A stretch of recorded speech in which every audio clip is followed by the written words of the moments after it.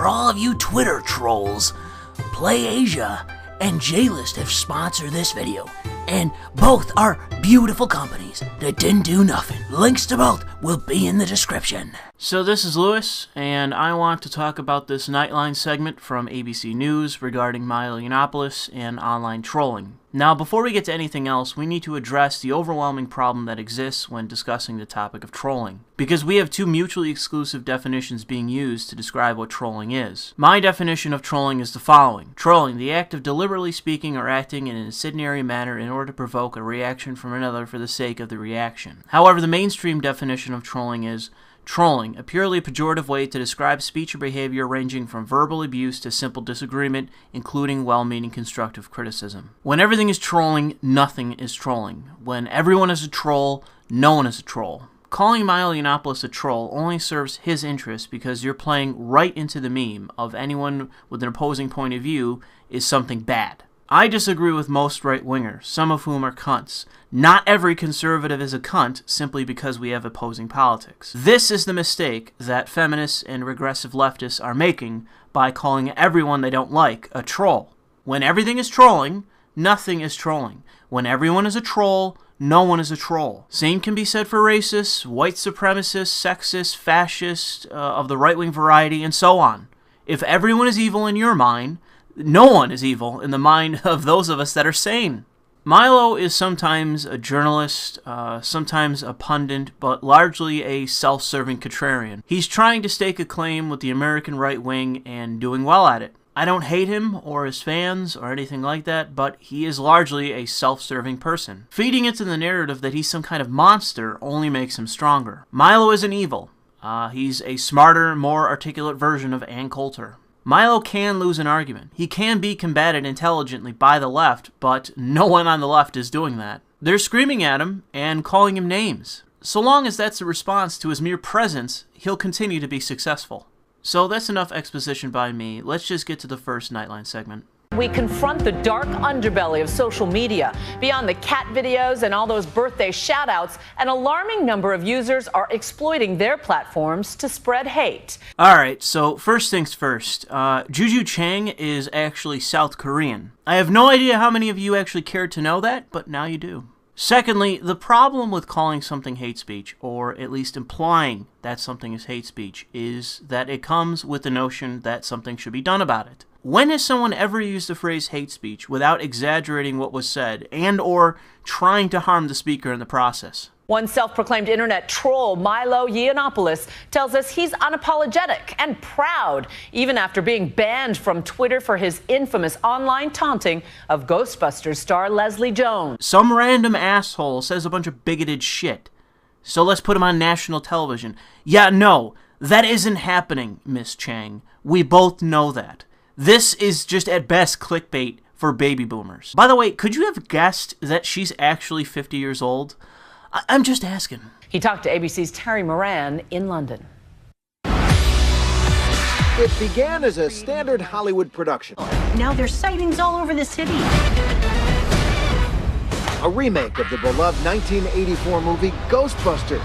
So then it isn't your standard Hollywood production, then is it, you fucking retard journo? One of the stars, Leslie Jones. But within a few days of the movie's release, Leslie Jones was subjected to incredibly vicious attacks on Twitter. Many of the attacks, known as trolling, came from anonymous users, but not all of them. Are you a troll? Of course. What is trolling? How do you look at it? You really gotta love the level of investigation going on here. He's the fucking reporter, okay? You shouldn't have to ask, as a reporter, you shouldn't have to ask the fucking interviewee to inform you of the fucking topic. You called him a troll, and you're asking for what the definition of trolling is. Jesus Christ. I like to think of myself as a virtuous troll, you know, I'm doing God's work. Milo Yiannopoulos, also known as Nero online, joined in the tormenting of Jones, calling her a man on Twitter to his 350,000 plus followers. In the Twitter storm sure, that happened, I was mean you called to... her a dude. Yeah. If Leslie Jones were right here, would you say, native. you look like a dude? Yeah, probably. You would say that Yeah, to her. probably. I probably would. Then you're an idiot, really. Milo, as everyone calls him, is one of the most famous or infamous trolls on the internet. He's an editor at Breitbart, the ultra-conservative news website. A word that was actually, put out there by the Clinton campaign. I'm sure that's totally coincidental that they're using that exact way to describe that phrase, ultra-conservative. It is a talking point from the Clinton campaign directly, as far as I'm aware. Very coincidental that everyone in the press is now using it. It's at best a right-wing hacky website. Call it right-wing, call it far-right. But you're using a talking point from a campaign. He accused Jones of playing the victim and later called her barely literate. It seems like most people at this point are barely illiterate. And by the way, could they have found a less flattering image to use of Leslie Jones here? I don't say anything I don't believe, but of course I do say things in a way that is going to elicit a response from people. Jones detailed the abusive words and... What is... this image? You cannot be serious, ABC. Someone did this on purpose. Can you find a less flattering image than this? And when you have a screen... Oh my God. Someone did this on purpose. Someone did this intentionally. Jones detailed the abusive words and images she was receiving and the racist and misogynistic slurs against her that even compared her to an ape. Leslie Jones my God. is the equal This of idea, you or me no, as no, no, a no. human being with feelings. Of course she is. But this idea that celebrities are these fragile wallflowers, give me a break. You and I both know people in Hollywood. Because she acted in a movie. Watch this fucking hatchet job editing. Look at this. Give me a break. You and I both know people in Hollywood. Because she acted in a movie, Hollywood you blockbusters rallied people. are sitting at home crying into their iPhones. Why didn't you stand up, as people called her, ape, gorilla, and worse, and say, guys, this is good to do, but not racism. Why should I have to police other people's speech? Stand up for right. I'm responsible. Why not stand up for the right? Why not stand up for the right? Why not stand up for the right? Is what he's saying here. What does that even fucking mean? What are you even talking about? Right. I'm responsible for what I say. I'm perfectly happy to tell you I think that stuff is disgusting. So you had no obligation obligation for your 350,000 followers. Does Justin Bieber have an obligation to his fans? On this woman. I'm sorry for being popular, but I am not responsible for what 350,000 people on the internet say. I am responsible for what I say. Right. Do you go after Selena Gomez when her fans send death threats to Justin Bieber? No. Do you go after Beyonce when her fans go after Taylor Swift? No. And it's amazing that other outlets reported this as if Milo was destroyed in this interview. Milo is just running circles around this ignorant, PC bourgeois retard journo. Just absolutely, he's getting destroyed. The journalist is. Milo is winning this argument. There has not been one fucking thing that has been said where Milo has looked bad. Not one. Even despite all their shit editing.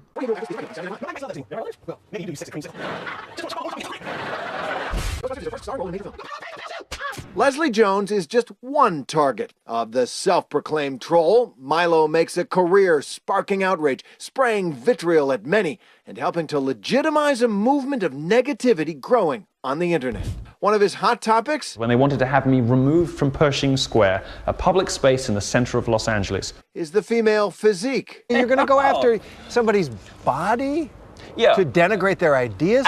What grade are you in? Seriously? No. Are you a 13-year-old No. Absolutely I will, and I'll tell you why. Because somebody doesn't have a weight that you think is proper? So, that's revolting. No, it's not revolting. Yes, it is. Can this reporter, put a little bit more passion in his acting to come off as at all sincere in what he's saying? It's like he's reading off a script in his other hand, oh, that's disgusting. That is really outrageous. It's so clear that this fucking guy doesn't care at all. This is just pandering. Just the worst cynical pandering. He's lazy about it. No, it's not. I'll tell you what's revolting. What's revolting is the body positivity movement. What's revolting is this idea now that you can tell women that they'll be healthy at any size. Why? Because it tells women that you can be fat and you can be unattractive and you'll be happy anyway. That's a lie. Feminists are another target. I would rather a healthier, equitable arrangement that existed between the sexes, rather than the sort of vindictive feminism that seems to exist now. And by the way, most people agree with me. Fewer than 1 in 5 women in America describe themselves as a feminist because they see what I see.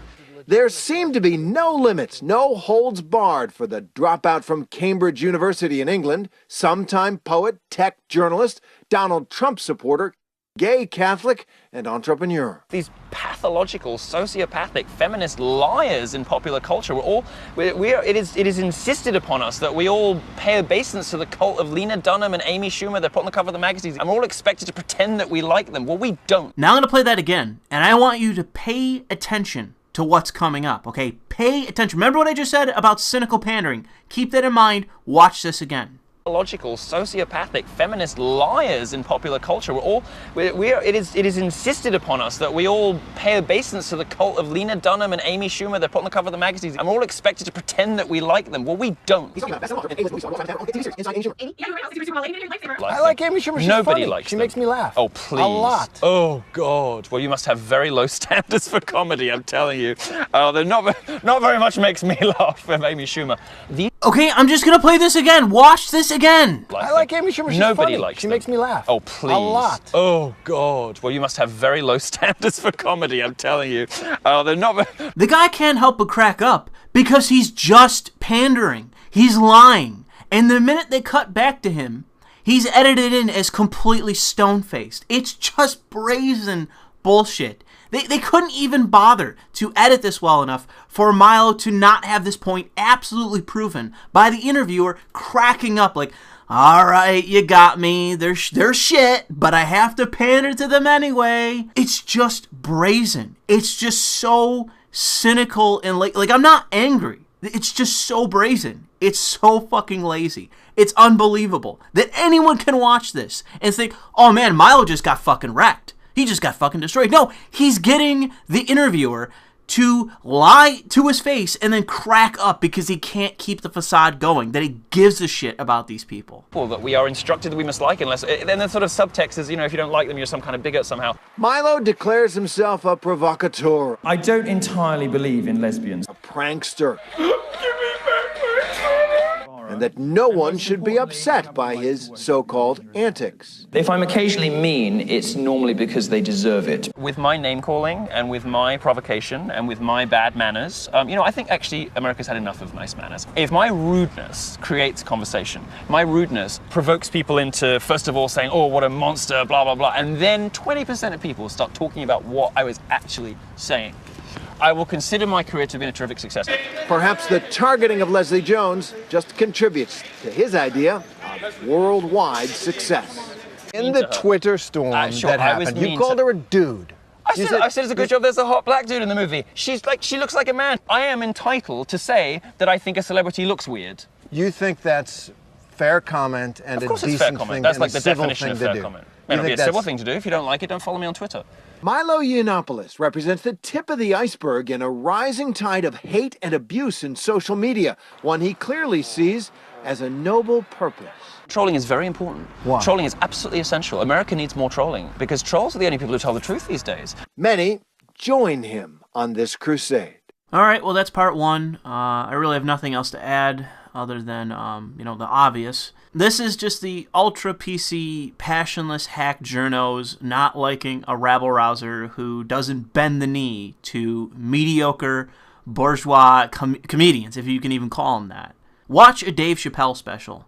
Watch an old Bill Hicks performance. Those are comedians. Milo Yiannopoulos may be the most infamous internet troll, but he is far from the only one. It's honestly unfortunate that Miss Chang only had sons. Her daughter would have been super cute. I'm just saying. The disturbing trend of online harassment is escalating, but the victims, including celebrities and ordinary people, are beginning to fight back. Once again, ABC's Terry Moran. Even the star behind the summer hit Work From Home has fallen victim to internet trolls. Normani Corday of the group Fifth Harmony. I have literally no idea who this is.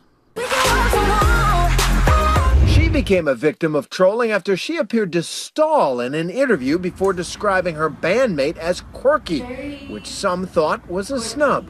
Quirky, yeah, very quirky, cute. The attacks were enough to drive her to shut down her Twitter account.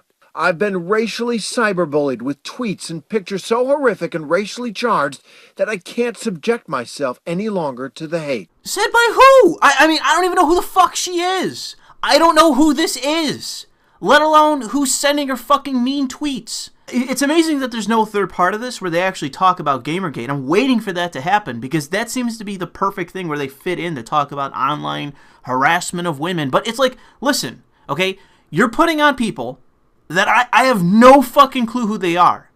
And you're trying to generate this notion of it's this amalgamation of trolls, like alt-right wingers and, you know, Milo Yiannopoulos fans and all this sort of shit.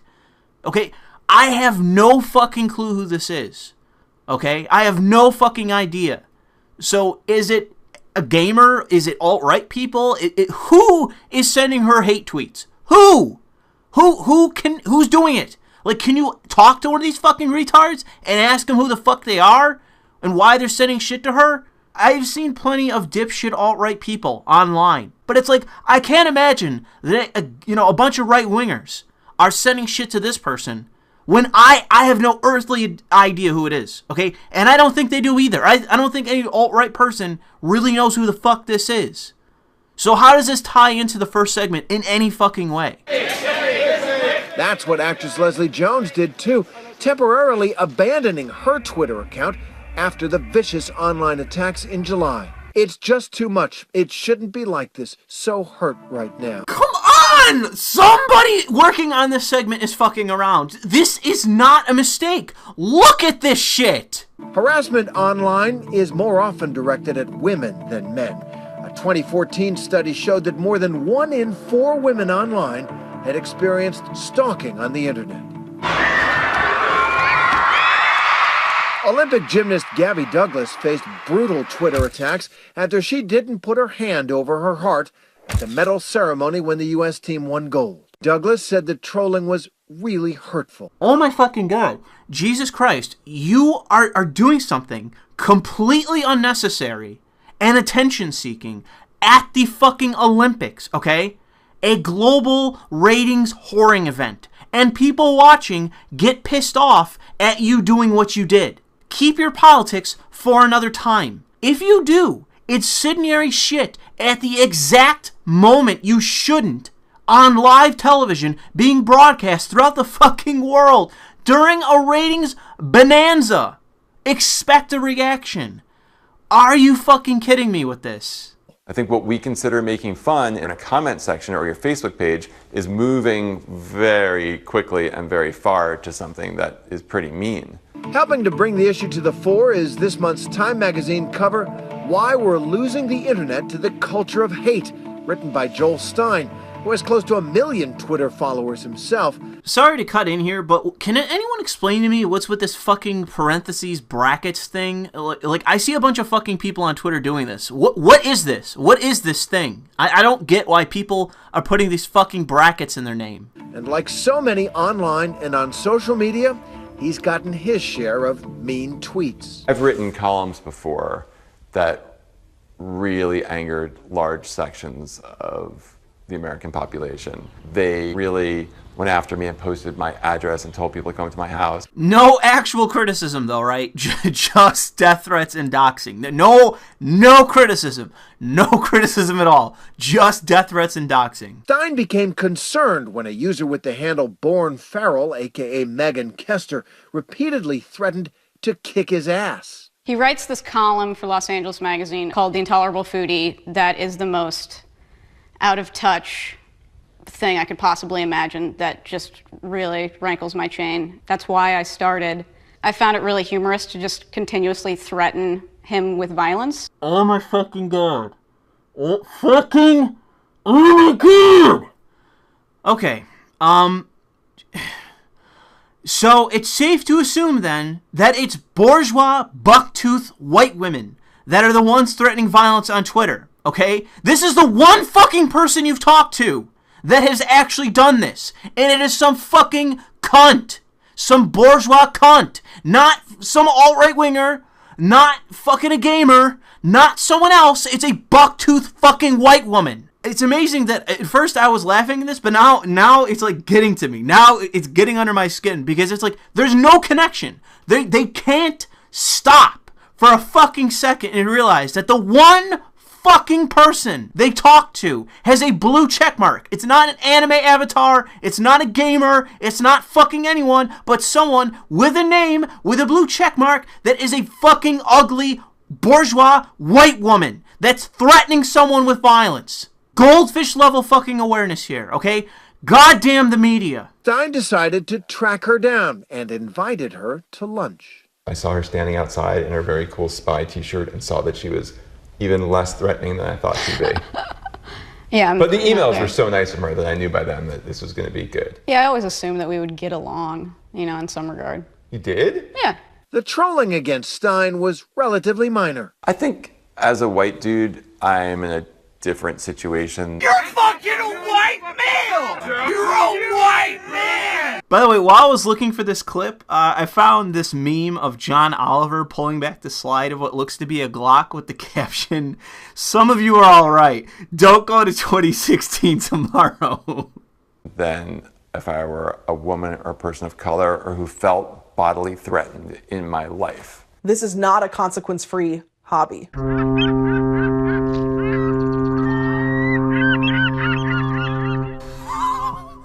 God.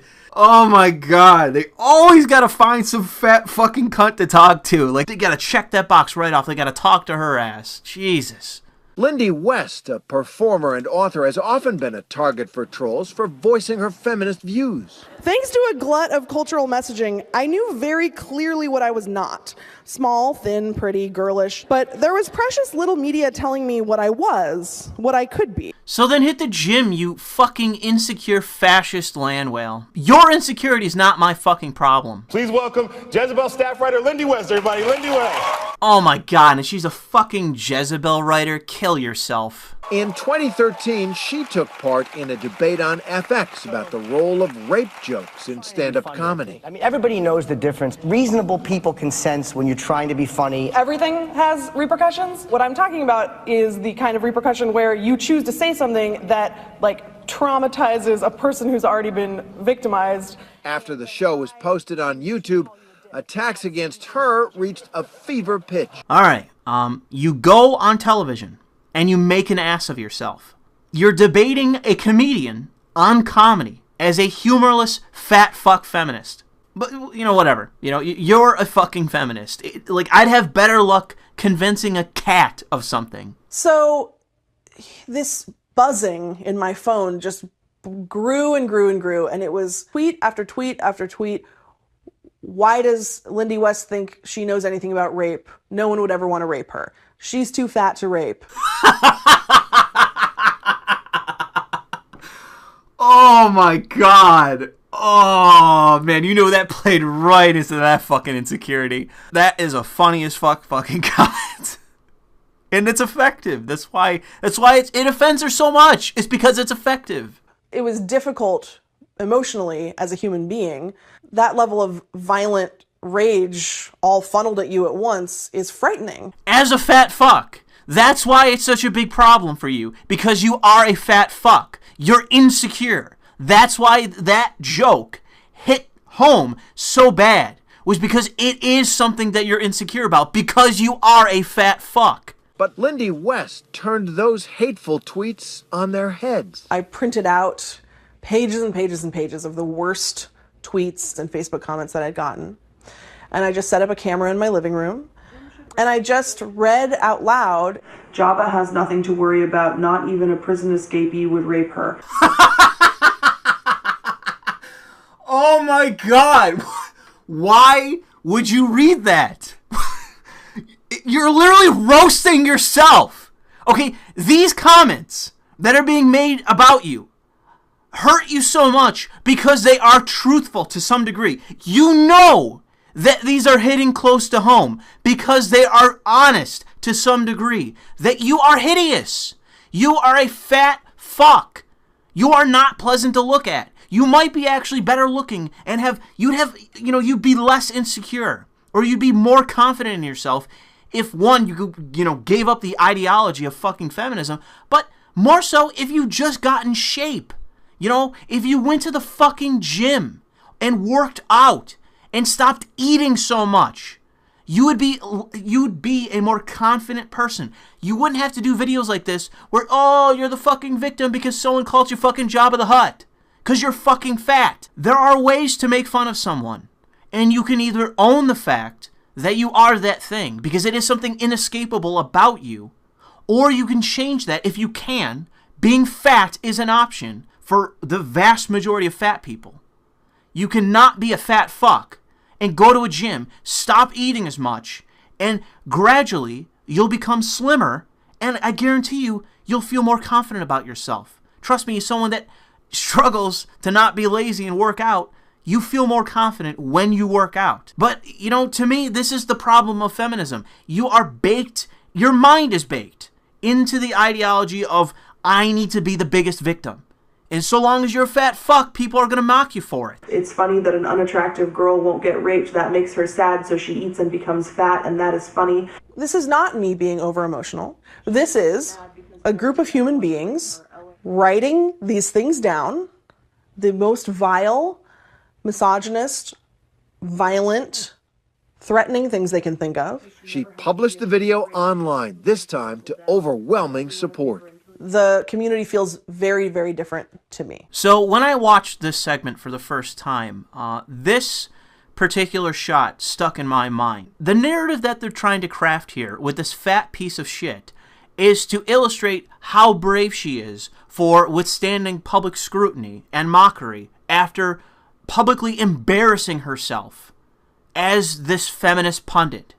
The one fucking trick she has, she embarrassed herself in the process. I don't really talk about it much. I'm sure that those of you that have been following me for a while, you've heard me talk about this to some degree in the past. But one of my idols while I was growing up was my grandfather on my mother's side of the family. He immigrated to the United States shortly before we were attacked at Pearl Harbor.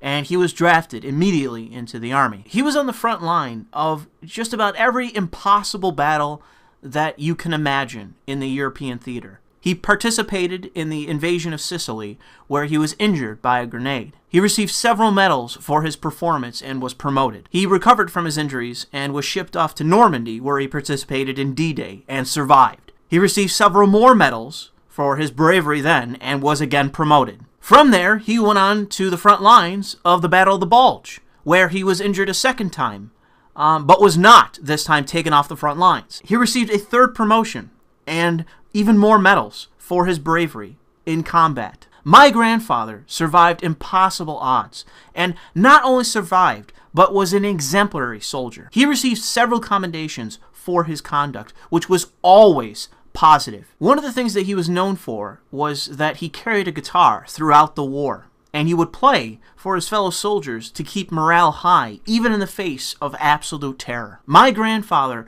was a fucking legend. Many of our forefathers were fucking heroes, and almost none of us really know what they were up against. To stare into the face of death, escape twice, and to do so with a chipper attitude, because you want to keep everyone else from realizing the hellscape surrounding them, is something I could never do. I'd wager that most of us couldn't do that. The reason why young people, especially men, idolize veterans is because they went through the absolute worst humanity is capable of, and not only survived, but came back to rebuild this world into the modern era. One of the things that I'm most proud of with my grandfather was his unequivocal vocal hatred of segregation, racism, and fascism. My grandfather hated the Nazis, not because they were the enemy, but because of the evil, dogmatic shit they believed. He hated segregation to the point where he acted on his principles. In the area where I live, it was once an all-German enclave. Literally every person in this hamlet was a German immigrant. The landowners prevented any non-German and non-Lutheran from moving into the hamlet. My grandfather used his GI benefits to force the landowners to sell him land. And he built his own home with his own hands where he was the only non-German in the area. He did this despite the fact, and I know this from first-hand sources who were alive to know, that the area was rife with Nazi-sympathizing cocksuckers, fifth columnist pieces of fucking shit. My grandfather survived the war, put himself right in front of every fucking bigot living in this little enclave, and flipped them the fucking bird. My grandfather was never a self-identified leftist, but he absolutely was a lifelong liberal. He fought for freedom, kicked Nazi ass, and didn't give one shit about any fucking bigoted dickhead. And like I said before, he's hardly original. So many of our forefathers were legends in their own right. That translates directly into why we love romanticized war films. It's why we love romanticized HBO specials. It's why we see the same references from television in Fallout 4. This concept is something that is crossing generations, in that it's not just about surviving, but thriving despite the odds against us. This, to me, is what humanity is capable of. We are absolutely unpacifiable. So when people tell me, like, oh no, we're gonna have world peace, and real problems are people sending me tweets on Twitter, that I'm reading on my fucking iPhone, I know for a fact that I'm not the irrational one. These people, these petty utopian retards, are the irrational mental defectives. Now, Leslie Jones is back on Twitter. There's been a wave of support for her, including the hashtag #LoveForLeslie. Again, like, what are we at, 4 for 4? This is another image that makes her look terrible. Look at this shit. It's every one of these fucking photos. When she reported Milo Yiannopoulos, Twitter suspended his account for violating their rules. The rules Leslie Jones never violated herself in any way, right? Saying in a statement today, no one deserves to be subjected to targeted abuse online. We will continue to take action against accounts that are reported to us and which clearly violate our rules. Well, you've been banned from Twitter. You object to this. You want to get back on Twitter, yes? Yeah, I would like my account back. I think they should give it to me. Well, they have a policy against abuse, harassment, incitement. Which they deploy selectively and always in the direction of and conservatives. You think they deployed it unfairly against you? Have you ever heard of a feminist being banned from Twitter? You could write a book on how not to beat Milo just using this interview. Do you think you have a right to a Twitter feed? They're a private company. They can do what they want. But if they're like Random House. If you bought a book of Nazi tripe to Random House and demanded they publish it, they could turn it down. Absolutely. But Twitter can turn down whatever you're doing But online. I think they should be honest with users, and they should say, we have liberal politics. If you're a conservative and you're too funny or too effective and too much of a threat, which is what I am, then sooner or later you're going to lose your account. Twitter denies such censorship, but the wave Milo Yiannopoulos is riding to fame is having a real impact, turning life online into a living hell for some and ruining much of the fun for the rest of us. You're a humorless fuck. What fun do you even have on Twitter? Are you even on Twitter, you fucking asshole journo? For Nightline, I'm Terry Moran in London. Next, this new cooking trend is perfect for you if you're feeling a little hungry. A very little. ABC News Nightline. At the news, I almost became a journalist. I studied communications. I have a degree in communications. I was studying journalism at one point in my life. Can you fucking believe that? Can you fucking believe that I was studying journalism? And this is what journalism has become. It's a fucking joke. All of it. Outside of like a handful of fucking game reporters who aren't even that good. Journalism is just a joke. It's just abysmal. All of it. It's so awful. Oh my god. Alright, whatever. Fuck me. That was awful. Alright, well, I'm pretty sure that there's a part 3 coming. I'm not sure just yet, but I think it's going to be coming down the pipeline for this segment or this series. They didn't mention at all Anita or Gamergate, so I assume there's more to it, because they've done a segment on that in the past, and I have to assume that when they're talking about trolls, and they've linked Gamergate to trolling and all that shit before, I can't believe that they're not going to have a third part where they talk about that at all. It's kind of amazing to me if that doesn't happen. But for now, that's it. Thanks for listening.